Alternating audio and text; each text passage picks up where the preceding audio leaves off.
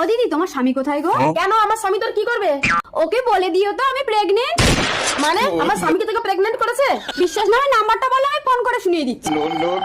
Hello hello, আমি মল্লিকা বলছি। Darling বলো। কি গো শুনছো, আমি না প্রেগনেন্ট। কি বলো মল্লিকা, আমি তো সবসময় প্রোটেক্ট ব্যবহার করি। আচ্ছা ঠিক আছে মল্লিকা, আমি অফিস থেকে ফেরার পথে তোমার সঙ্গে দেখা করে যাবো। এই আগে তুমি বাড়ি এসে আমার সঙ্গে দেখা করো। কে? আমি দুর্গা। आपने जिस नंबर पर कॉल किया है वो अभी अज्ञान हो गया है। আসো কথা বল দুর্গা বৌদি, তোমার স্বামী তো পাগল হয়ে রাস্তায় রাস্তায় ঘুরছে। স্বামী, স্বামী, তুমি আমার ভয়ে পাগল হয়ে গেলে আমি কি করতাম? বড্ড যে তোমার একটা যন্ত্র কেটে নিতাম। আরে স্বামী, আর যে পাগল হয়ে গেছে তার কথা ছাড়ো, তুমি ঘরে চলো, আমি তো আছি।